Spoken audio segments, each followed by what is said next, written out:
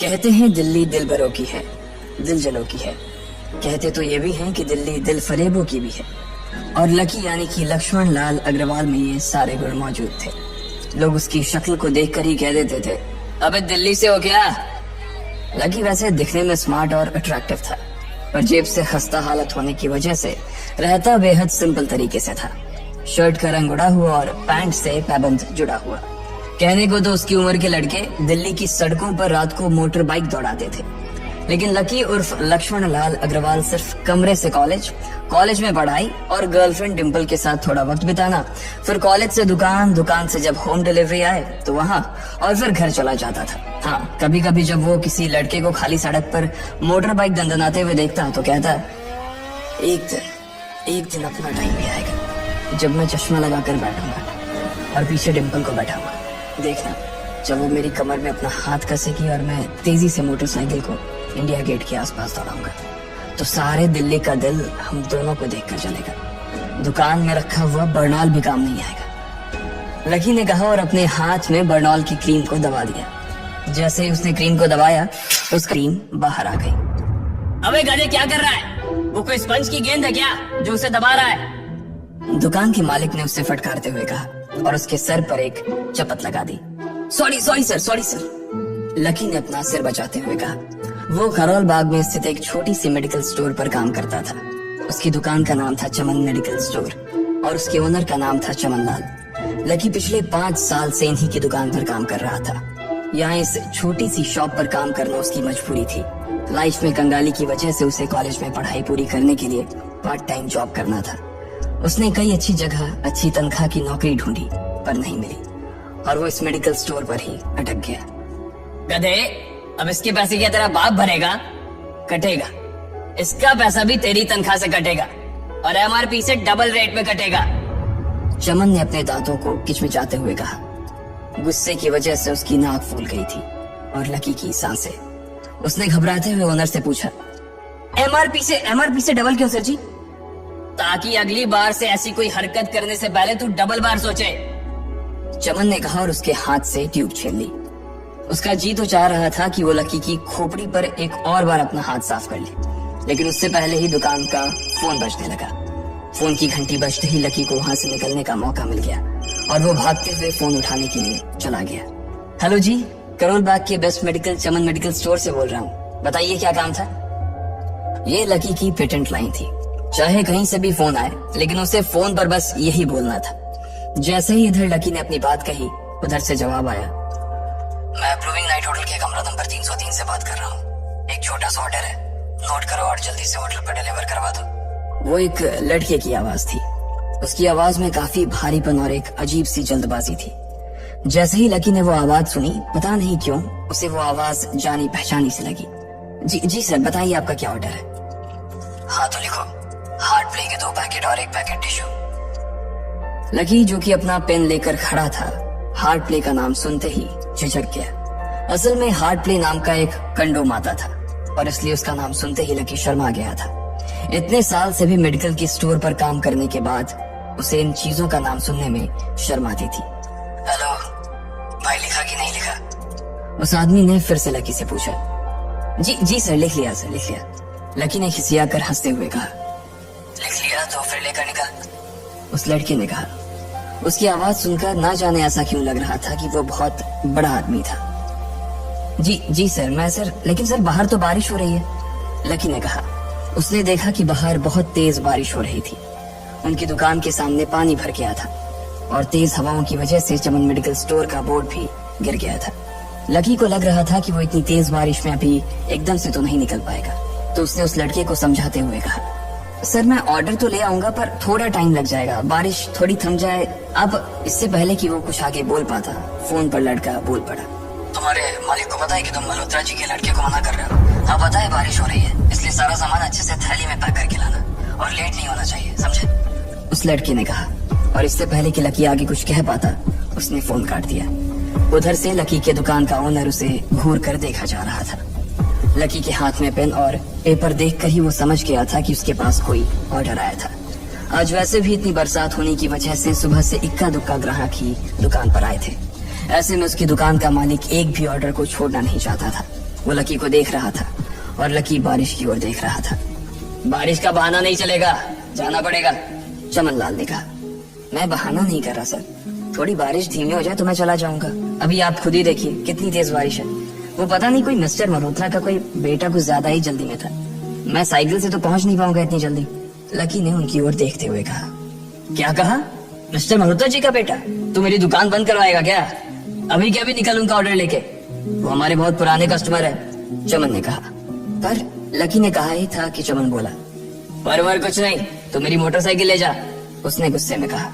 अरे सर जी, 200 के ऑर्डर में मुश्किल से 40 रुपए बचेंगे, इससे 3 गुने का तो पेट्रोल ही लग जाएगा, और अगर गाड़ी रास्ते में बंद हो गई तो अलग से खर्चा, लकी ने समझाते हुए कहा।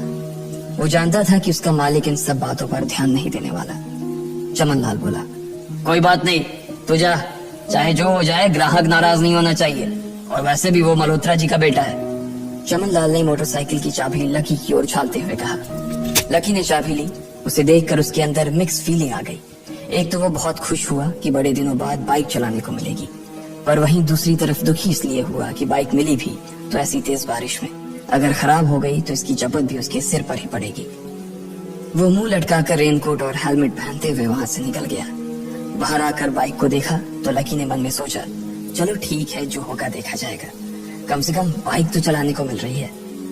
दरअसल लकी इतने साल काम करने के बाद भी अपने लिए एक मोटरसाइकिल नहीं ले पाया था। लकी की तनख्वाह ही इतनी भर थी कि सिर्फ उसके कमरे का किराया, उसकी साइकिल में डालने वाली हवा का खर्च, बिजली पानी का बिल और डिम्पल के साथ महीने में 1-2 बार बाहर खाने का खर्चा ही निकल पाता था। उसे डिम्पल की कही बात अक्सर याद आती थी।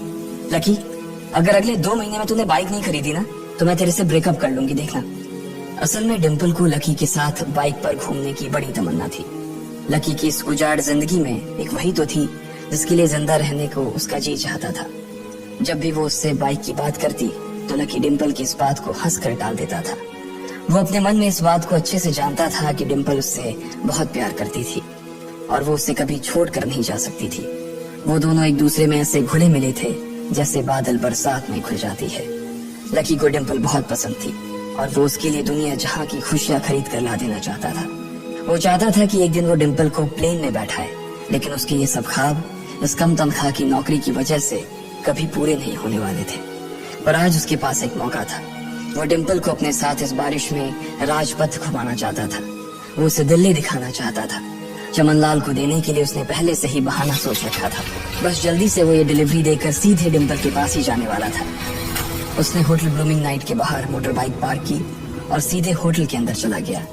लकी ने रिसेप्शन पर पहुंचकर नमस्ते करते हुए रिसेप्शनिस्ट को बोला, जी मैं चमन मेडिकल स्टोर से आया हूँ, रूम नंबर 303 का ऑर्डर था सर। रिसेप्शन पर खड़ा आदमी उसके हाथ में काली थैली को देखकर समझ गया था कि उसमें क्या था और वो मंद ही मंद मुस्कुराते हुए बोला, 3rd फ्लोर पर है, हाँ लिफ्ट से चले जाओ, रेनकोट यहीं उतार देना। जैसा उस आदमी ने कहा लकी ने ठीक वैसा ही किया और लिफ्ट में चढ़ने की कुछ ही देर बाद वो 3रे माले पर पहुंच गया था। वो रूम नंबर 303 के बाहर पहुंचा और उसने डोरबेल बजाई। जैसे ही दरवाजा खुला लकी ने थैली आगे बढ़ाते हुए कहा, नमस्ते, मैं चमन मेडिकल स्टोर से लकी, आपका। इससे पहले कि लकी आगे कुछ कह पाता उसकी आंखें फटी की फटी रह गई थी। उसने अपने सामने जो देखा उसके बाद उसे ऐसा लगा कि बंद छत के नीचे भी उसके ऊपर आसमान से आकर एक जोरदार बिजली गिर गई थी। उसके सामने एक लड़की खड़ी थी। वो लड़की और कोई नहीं बल्कि उसकी गर्लफ्रेंड डिम्पल ही थी। उसने एक पर्पल कलर का नाइट गाउन पहन रखा था। उसके काले घने बाल गीले थे और उसने उन्हें अपने कंधे पर फैला रखा था। उसकी खुशबू से ही ये चीज साफ पता चल रही थी कि वो अभी अभी नहा कर आई थी। डिम्पल, तुम यहाँ क्या कर रही हो? लकी को अपनी आंखों पर विश्वास ही नहीं हो रहा था। उसने 2 बार अपनी पलकें झपका कर देखा, लेकिन दोनों बार ही उसे अपने सामने डिम्पल ही नजर आई। तुम यहाँ क्या मेरा पीछा करते हुए आए हो लकी? डिम्पल ने उल्टा उसी के ऊपर पलटवार करते हुए कहा। लकी को देखकर उसके दिल की धड़कन भी तेज हो गई थी। उसे उम्मीद नहीं थी कि लकी यहाँ आ जाएगा। उसने ना तो सुबह से उसे फोन किया था और ना ही उसके मैसेज का कोई जवाब दिया था। वो अपने मन में सोचकर बैठी थी कि वो अगले दिन खुद ही उससे मिलकर बोल देगी कि उसकी तबीयत खराब थी। डिम्पल बेबी, क्या हो गया? किससे बात कर रही हो? अचानक से एक गबरू जवान सा लड़का दरवाजे के पास आकर खड़ा हो गया था। उसने बनियान पहन रखी थी। लकी उसे पहचान गया था। साले राहुल के बच्चे, तेरी हिम्मत कैसे हुई मेरी डिम्पल को हाथ लगाने की? लकी ने जैसे ही राहुल को देखा उसके तन बदन में मानो आग सी लग गई थी। वो उसे इस वक्त इतना बुरा मारना चाहता था, इतना बुरा पीटना चाहता था, जिसकी कोई हद सीमा नहीं थी। लकी जिस कॉलेज में पढ़ता था, राहुल और डिम्पल भी उसी में पढ़ते थे, और वो कॉलेज राहुल के फादर का ही था। डिम्पल ने राहुल के पिता की एक कंपनी में जॉब पकड़ ली थी और राहुल उस पर बहुत लाइन मारता था। लकी ने 1-2 बार डिम्पल को उससे दूर रहने के लिए भी कहा, लेकिन डिम्पल ने उसे ये कहकर डाल दिया था कि वो सिर्फ अच्छे दोस्त थे। आज भी इससे पहले कि वो आगे बढ़ता, डिम्पल उन दोनों के बीच आ गई। रुक जाओ, डिम्पल ने गुस्से में कहा और लकी के सीने पर हाथ रखकर उसे रोक दिया। लकी लंबी सांसें ले रहा था और कुछ ही सांसों के बाद उसका गुस्सा शांत हो गया। अब डिम्पल के पास भी छुपाने के लिए कुछ नहीं था, इसलिए उसने लकी से कहा, लकी, आज से तुम्हारा और मेरा ब्रेकअप। लकी के पैरों के नीचे से जमीन खिसक गई थी। उसकी आंखें नम हो गईं। लकी को उसकी बातों पर विश्वास नहीं हो रहा था। उसने डिम्पल की ओर देखा और बोला, डिम्पल, हम पिछले 1 साल से एक दूसरे के साथ हैं और तुम हो कि मुझसे ब्रेकअप करना चाहती हो? अरे मैं तो तुम्हारे लिए नई बाइक लेने वाला था। चल रहने दे, आज ही याद आई है तुझे बाइक की। अरे तेरे पास मुझे बाहर घुमाने के लिए, खिलाने पिलाने के लिए पैसे तो है नहीं, तू कहाँ से लेगा बाइक? और अगर ले भी लेगा तो उसमें पेट्रोल कहाँ से डलवाएगा? तेरी 8,000 रुपए महीने की नौकरी, उसमें होगा ये सब? लोग हंसते हैं मेरे ऊपर जब मैं सरोजनी में तेरे साथ घूमती हूँ। मैं ऐसी लाइफ नहीं जीना चाहती लकी। मैं तेरी तरह गरीब नहीं रहना चाहती।